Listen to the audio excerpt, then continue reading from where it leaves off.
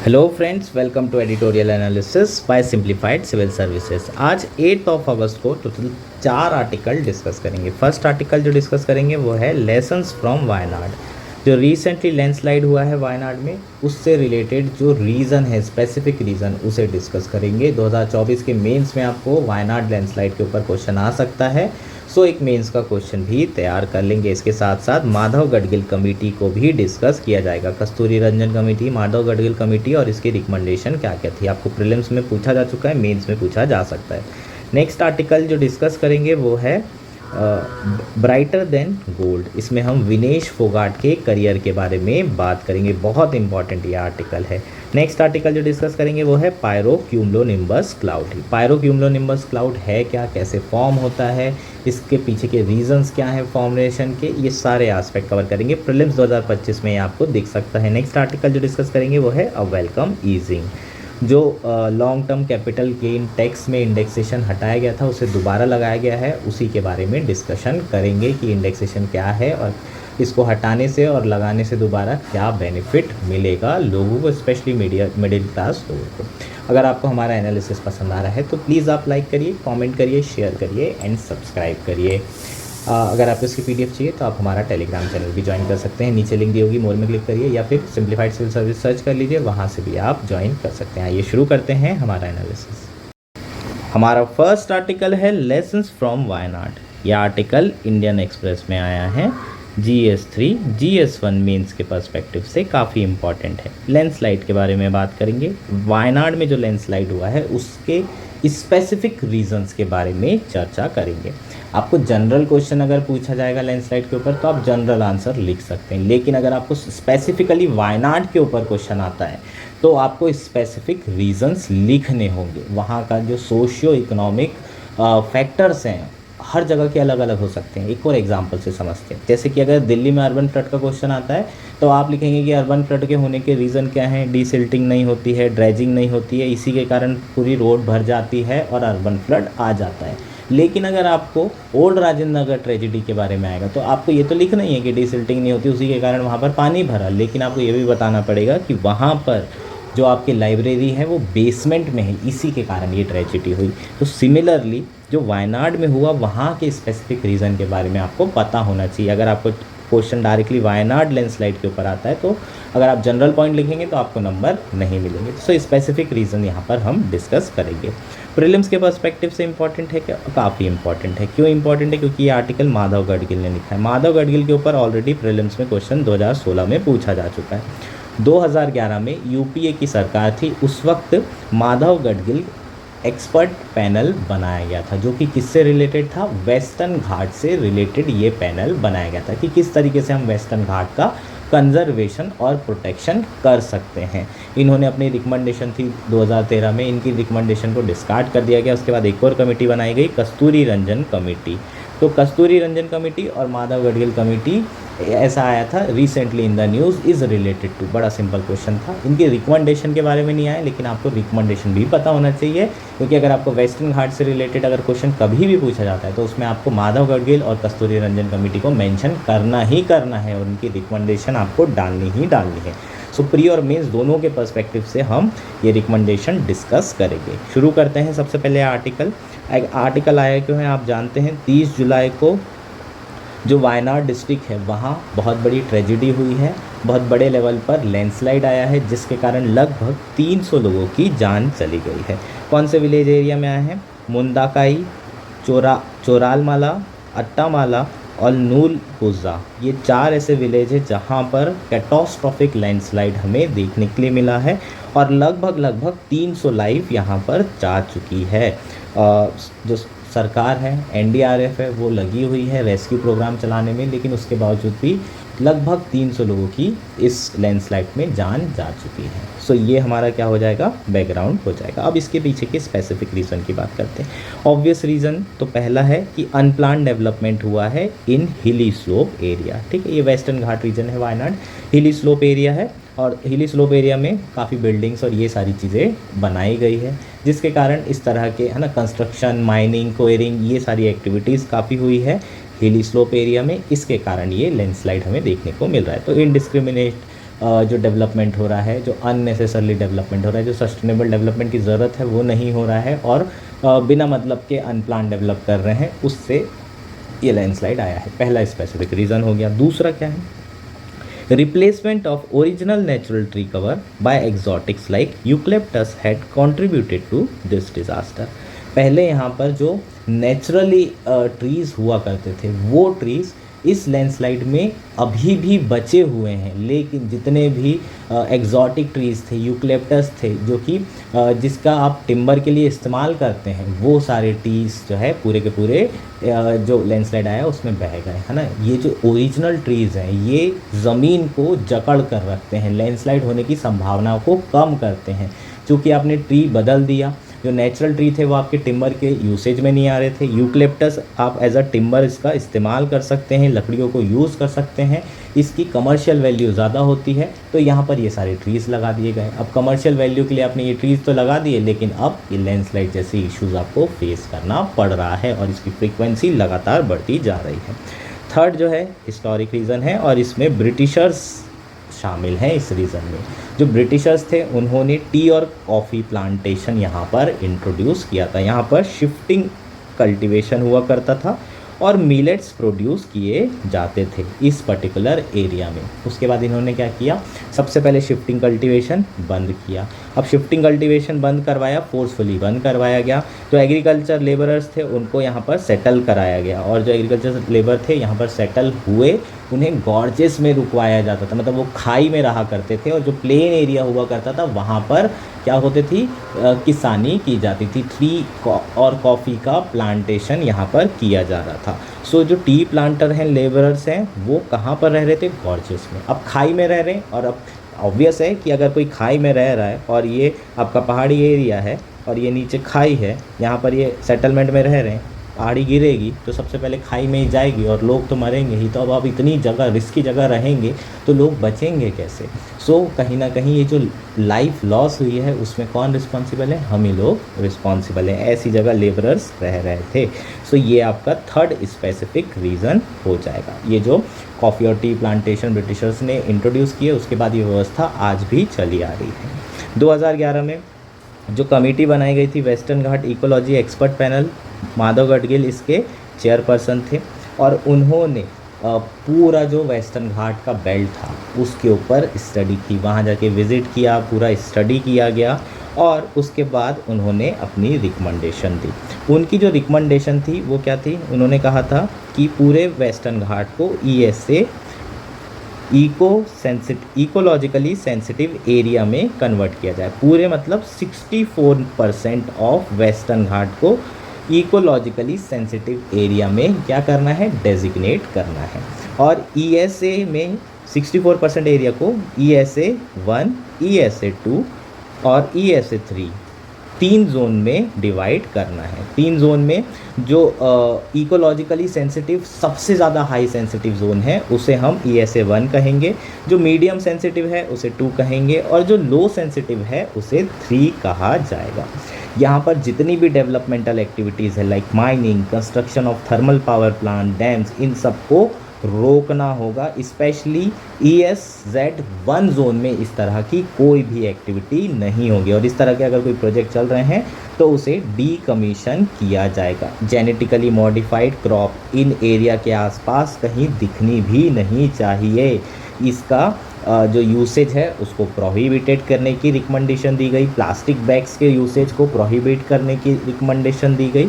Next जो है third point उन्होंने कहा था बॉटम अप अप्रोच होना चाहिए, पावर का डिसेंट्रलाइजेशन करें। उन्होंने ये भी कहा कि जो विलेज के लोग हैं उनसे आप डिस्कस तो करिए, जो हम रिकमेंडेशन रहे हैं ये हार्ड एंड फाइनल नहीं है बिल्कुल कि इसी को इम्प्लीमेंट करना है। आप उनसे डिस्कस करिए, उनकी सूटेबिलिटी, रीजन की सूटेबिलिटी के हिसाब से आप जो है चीज़ें इम्प्लीमेंट कर सकते हैं। आप एग्जैक्टली ये जो रिकमेंडेशन दिए उसे इम्प्लीमेंट नहीं करेंगे तो भी चलेगा, लेकिन जो लोकल लोग हैं उनकी सहमति बहुत ज़्यादा ज़रूरी है, उनका पार्टिसिपेशन बहुत ज़्यादा ज़रूरी है।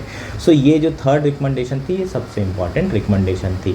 अब जो स्टेट गवर्नमेंट है और लोकल के लोग हैं वो इस रिकमेंडेशन के काफ़ी खिलाफ थे। क्यों खिलाफ थे? क्योंकि ESA के अंदर एक्टिविटीज़ बहुत ज़्यादा रेगुलेट होगी। ESA 1 अगर रीजन है वहाँ पर तो सारी एक्टिविटीज़ प्रोहिबिटेड है।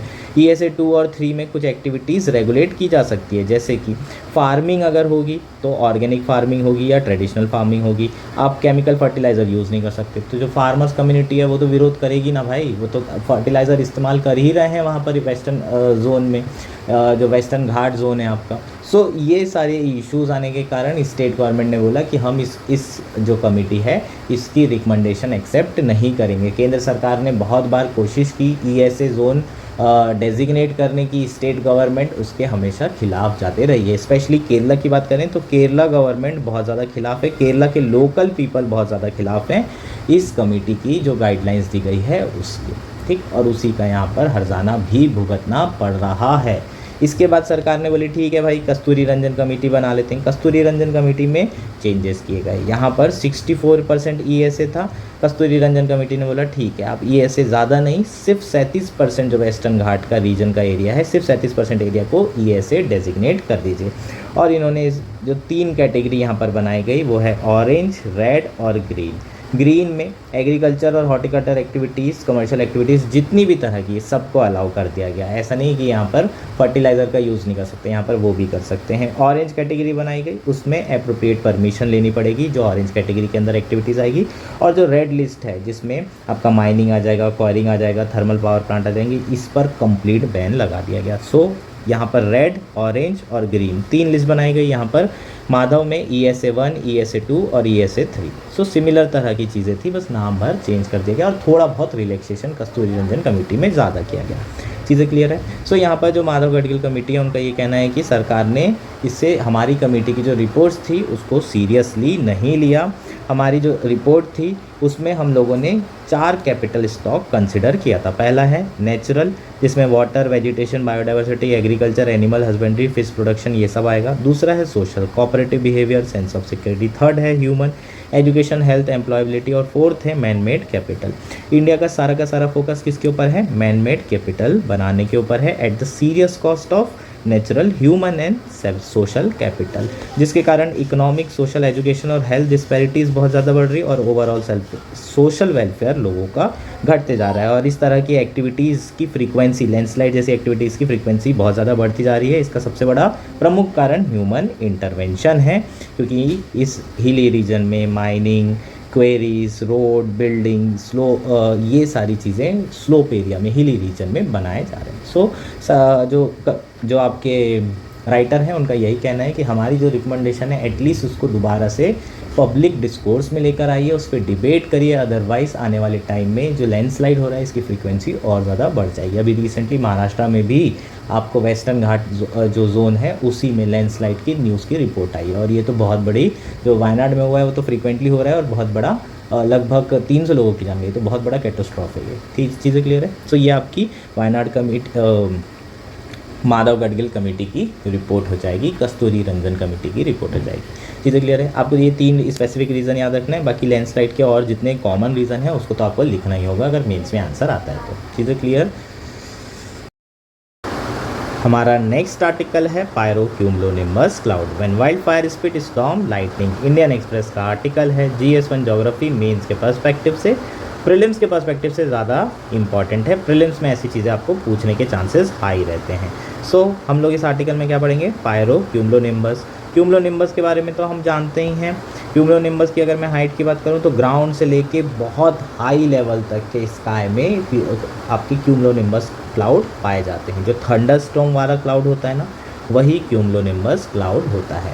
बहुत भीषण गर्मी पड़ रही है, कन्वेक्शन हो रहा है, कन्वेक्शन होने के कारण एकदम से काले बादल छा जाते हैं। काले बादल जो छाते हैं वही आपका क्यूमुलोनिम्बस क्लाउड होता है और उसमें बहुत भयंकर वर्षा भी होती है। मल्टी लेवल क्लाउड इसे कहते हैं, जो कि बहुत हाई लेवल तक, हाई स्काई में ऊपर तक के ये क्लाउड बनते हैं। ग्राउंड से लेकर ऊपर हाइट तक के ये क्लाउड हमें देखने को मिलते हैं। ये एकमात्र ऐसा क्लाउड है जो कि हेल, थंडर और लाइटनिंग, ये तीनों चीज़ें प्रोड्यूस करता है। ओनली ऐसा क्लाउड है, ये आपको ध्यान रखना है। ये आपका क्या हो जाएगा? क्यूमुलोनिम्बस क्लाउड हो जाएगा। पायरोक्यूमुलोनिम्बस के बारे में हम डिस्कशन करेंगे। पायरोक्यूमुलोनिम्बस थोड़ा डिफरेंट होता है।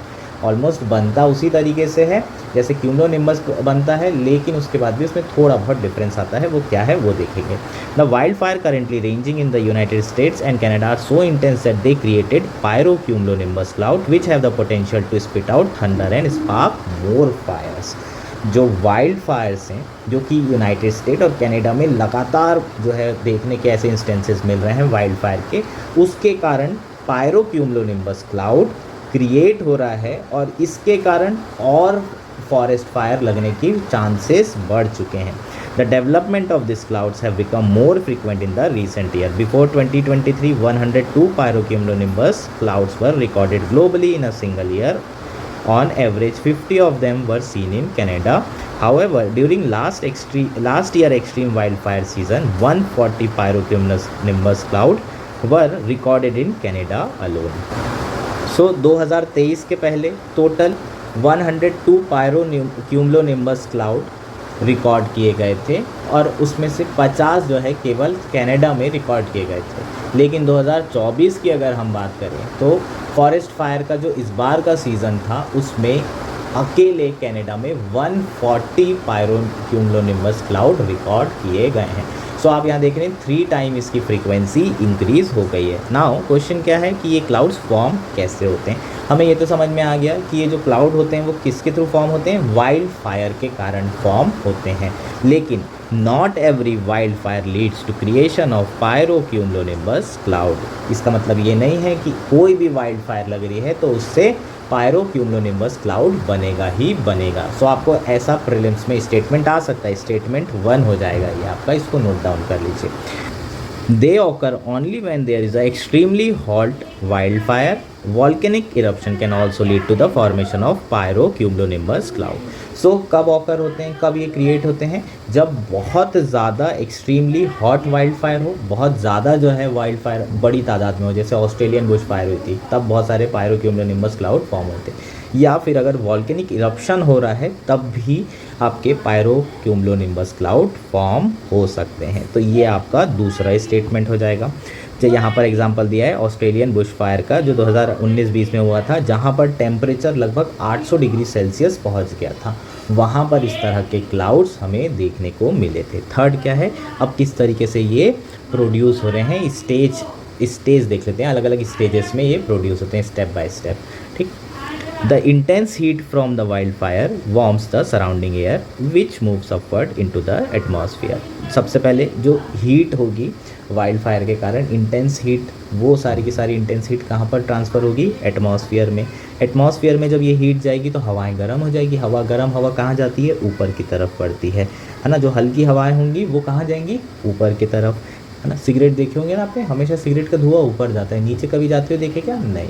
तो सिगरेट का धुआं हमेशा ऊपर इसलिए जाता है क्योंकि वो लाइट एयर होती है। उसी तरीके से ये जो गर्म हवाएं होंगी ये ऊपर की तरफ बढ़ेगी। As this hot and very buoyant air carrying water vapour, smoke and ash rises, it expands and cools down. ठीक, ये जो हॉट बायंट एयर है अपने साथ साथ क्या क्या लेके जाएगी, वाटर वेपर लेके जाएगी, स्मोक लेके जाएगी, ऐश लेके जाएगी, और जैसे जैसे ऊपर जाएगी वैसे वैसे ये एक्सपांड होना शुरू हो जाएगी, है ना। जैसे क्लाउड्स बनते हैं, सेम प्रोसीजर है और कुछ अलग नहीं है। जैसे ये कूल होगी वैसे ही वाटर वेपर कंडेंस होना शुरू होंगे, किसके ऊपर, ऐश में, न्यूक्लियाई बोल सकते हो आप इसको। इस न्यूक्लियाई के अराउंड वाटर वेपर कंडेंस होना शुरू होंगे और ब्राउन या फिर ग्रे क्लाउड का फॉर्मेशन होना शुरू होगा। इस स्टेज में जो क्लाउड कहलाता है वो क्या कहलाता है, पायरोक्यूमुलस क्लाउड कहलाता है, जिसे फायर क्लाउड भी कहते हैं। सो फर्स्ट स्टेज में क्या बना, पायरोक्यूमुलस क्लाउड और फायर क्लाउड।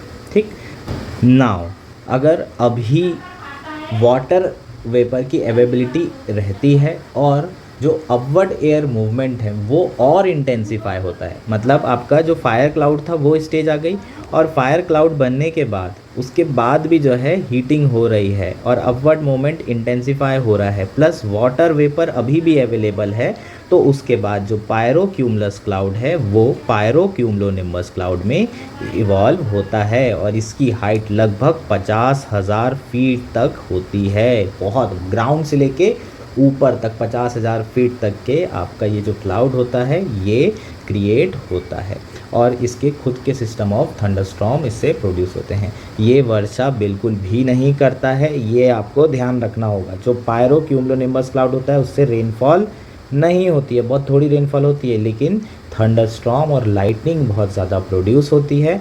और इसी लाइटनिंग के कारण, है ना, इसी बिजली के गिरने के कारण जो फॉरेस्ट होती है उसी में ये बिजली ज़्यादातर गिरती है और फॉरेस्ट फायर और बढ़ सकती है। इसकी फॉरेस्ट फायर की फ्रीक्वेंसी ये पायरो क्यूमुलोनिम्बस क्लाउड बढ़ा देते हैं। चीज़ें क्लियर है? सो आपके जो पायरो क्यूमुलोनिम्बस क्लाउड है वो होते हैं फॉरेस्ट फायर से जनरेट और फॉरेस्ट फायर को ही लगाने का काम करते हैं। रेनफॉल इसमें ज़्यादा नहीं होती, सो ये डिफरेंस होता है क्यूमुलोनिम्बस में भी थंडरस्टॉर्म होते हैं लेकिन वर्षा अच्छी खासी होती है। इसके पीछे के रीज़न क्या है यार, अभी इतना पता नहीं है इसके पीछे के रीज़न, पर ऑब्वियस है क्लाइमेट चेंज ही इसके पीछे के रीजंस हैं, क्योंकि बहुत ज़्यादा ग्लोबल वार्मिंग हो रही है, बहुत ज़्यादा हीटिंग हो रही है, इसलिए वाइल्ड फायर लग रही है, तो फिर पायरो क्यूमुलोनिम्बस क्लाउड बन रहे हैं। लेकिन हर वाइल्ड फायर में नहीं लग रहे, इसलिए ये एक वर्थ जो है ऐसी चीज़ है जिस पे रिसर्च करने की ज़रूरत है। समझ में आया क्या?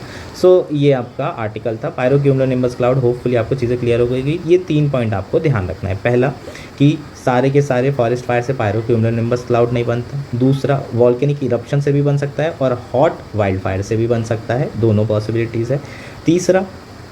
तीसरा ये कि जो क्लाउड फायर होता है पहले वो बनता है और उसके बाद फिर पायरो क्यूमुलोनिम्बस क्लाउड बनता है और सिंपल कन्वेक्शन के कारण ही बन रहा है। जो एयर है उसका अपवर्ड मोमेंट होगा और अपवर्ड मोमेंट के बाद ये जो है आपका क्लाउड बनेगा और ये थंडर और लाइटनिंग इसके लिए ज़्यादा फेमस है, रेनफॉल के लिए फेमस नहीं है। इसी के कारण फॉरेस्ट फायर बढ़ती है। दैट्स इट, ये आपका आर्टिकल था। हमारा नेक्स्ट और आज का लास्ट आर्टिकल है ब्राइटर देन गोल्ड। यह आर्टिकल इंडियन एक्सप्रेस में आया है और इस आर्टिकल में हम विनेश फोगाट के बारे में बात करेंगे। विनेश फोगाट के बारे में आप लोग जानते होंगे, अनफॉर्चुनेट डिस्क्वालिफिकेशन हुआ है लास्ट मोमेंट पे। उनका फाइनल मैच होने वाला था, गोल्ड मेडल मैच होने वाला था। 50 केजी कैटेगरी में वो फाइट करने वाली थी और इंडिया को पहला गोल्ड मिलने की बहुत ज़्यादा संभावना थी, लेकिन अनफॉर्चुनेटली उनका जो वेट था वो 50 केजी से 100 ग्राम ज़्यादा निकल के आया और इसलिए उन्हें डिस्क्वालीफाई किया गया। अभी रिसेंटली वो स्पोर्ट्स आर्बिट्रेशन में गई हैं। उन्होंने अपील किया है कि एटलीस्ट उन्हें सिल्वर दिया जाए, पर जहाँ तक मुझे उम्मीद है और जो बाय रूल के हिसाब से देखें तो उनको डिस्क्वालिफिकेशन किया जाएगा और उनको सिल्वर नहीं दिया जाएगा। अब ये सिचुएशन आई कैसे, इसके बारे में बात करते हैं। थोड़ा विनेश फोगाट के जो स्पोर्ट्स करियर है उसकी बात करते हैं। सबसे पहले उनका जो पहला ओलंपिक्स था वो 2016 का था। वो 2016 में उनको इंजरी हो गई थी और उसके बाद उनको मेडल उस बार नहीं मिल पाया, है ना। वो फाइट कर रही थी, उसी समय वो इंजर्ड हो गई, तो उनका करियर काफ़ी इंजरी प्रोन रहा है, काफ़ी बार वो इंजर्ड रही हैं। 2020 में टोक्यो वाला जो ओलंपिक्स था उसमें उनको अनफॉर्चुनेटली उन्हें हार का सामना करना पड़ा और शॉकिंग डिफीट थी। बहुत लोगों को उम्मीद थी कि लड़की गोल्ड लेकर आएगी, लेकिन वो हार गई। 53 केजी कैटेगरी में वो फाइट कर रही थी। उनका नेचुरल वेट 55 के अराउंड है, 2 केजी कम करके 53 केजी में वो फाइट कर रही थी, लेकिन वो बाहर हो गई। और वो जब बाहर हो गई तो उसके बाद बहुत सारे लोगों ने उनको कहा कि ये सब बोलने की बातें हैं, ये लड़की सिर्फ नाम की है, ये ज़्यादा कुछ कर नहीं सकती, और बहुत ज़्यादा उन्हें क्रिटिसिज्म झेलना पड़ा जब 2020 का शॉकिंग एग्जिट हुआ। फिर 2023 का साल आया। 2023 ईयर में विनेश फोगाट, साक्षी मलिक और जो बजरंग पुनिया हैं, इन तीनों ने मिलकर प्रोटेस्ट किया ब्रिजभूषण के खिलाफ, जो कि एमपी हैं बीजेपी से और रेसलिंग फेडरेशन के चेयरमैन थे। उनके ऊपर विनेश ने आरोप लगाया कि ये जो एमपी हैं, जो चेयरमैन हैं, ये लड़कियों को अपने रूम में बुलाते हैं और उनके साथ बदतमीज़ी करते हैं, सेक्सुअल हरासमेंट करते हैं, छेड़छाड़ करते हैं। हालांकि उनका जो ब्रिजभूषण है उनका बहुत ज़्यादा क्लाउड था, बहुत ज़्यादा स्ट्रॉन्ग थे, तो बीजेपी ने उनको तुरंत तत्काल प्रभाव से हटाया नहीं। लड़कियों ने बहुत जो है प्रोटेस्ट किया, सभी ने आवाज़ उठाई, लेकिन सरकार कुछ नहीं की। उसके बाद सरकार ने फाइनली उनकी बात सुनी, उनको हटाया गया और उसके बाद फिर जो चेयरमैन बना वो भी इन्हीं के क्लोज भाई थे, उन्हीं को चेयरमैन बना दिया गया। उसके बाद इन्होंने फिर प्रोटेस्ट किया। फाइनली पीटी उषा जो है अब ओलंपिक कमेटी की चेयरमैन बनी है और उसके बाद जो विनेश फोगाट है उनके लिए जो ट्रीटमेंट हुआ है वो फेयर ट्रीटमेंट रहा है रिलेटिवली, लेकिन उसमें भी बहुत ज़्यादा पॉलिटिक्स हुई। अब ये 53 केजी से 50 केजी हुआ कैसे, इसमें भी एक बहुत बड़ी राजनीति है, कैसे राजनीति है। 53 केजी जब ये प्रोटेस्ट कर रही थी उस समय इनकी हालत तो थी नहीं फाइट करें, उस समय 53 केजी के लिए एक अंतिम नाम की लड़की है उनको भेजा गया, उन्होंने ब्रॉन्ज मेडल जीता। अब जब उन्होंने ब्रॉन्ज मेडल जीता तो उनको डिसाइड कर दिया गया बृजभूषण के द्वारा कि इस लड़की को मैं 53 केजी में भेजूंगा, विनेश को नहीं भेजूंगा। अब जब इस लड़की का तय हो गया, विनेश ने बोला कि मैं जो है अंतिम के साथ फाइट करना चाहती हूँ, तो उसे बोला गया नहीं नहीं नहीं, इसे ही 53 में भेजने की बात हो चुकी है, आप जो है ऐसा करिए 50 केजी में लड़िए। पहले उन्हें प्रॉमिस किया था कि इनके साथ आपकी फ़ाइट की जाएगी, लेकिन बाद में जो है धीरे धीरे विनेश को ये भरोसा हो गया कि इसके साथ फाइट नहीं होगी, 53 में इसी को भेजेंगे, ब्रजभूषण की ये फेवरेट है और मुझे भेजने नहीं दिया जाएगा। और फिर उसके जो साथ वाले लोग थे उन्होंने उसको बोला कि तुम 50 केजी में फ़ाइट करो, और उसके बाद उसको अपने नेचुरल वेट से 53 केजी जहाँ उसकी सबसे ज़्यादा स्ट्रेंथ होती है वहाँ वो आराम से जीत सकती थी, वहाँ पर उसको ना भेज करके उसे 50 केजी में भेजा गया। अब 50 केजी में जब उसे भेजा गया तो उसे अपना बहुत ज़्यादा वेट जो है लूज़ करना पड़ा।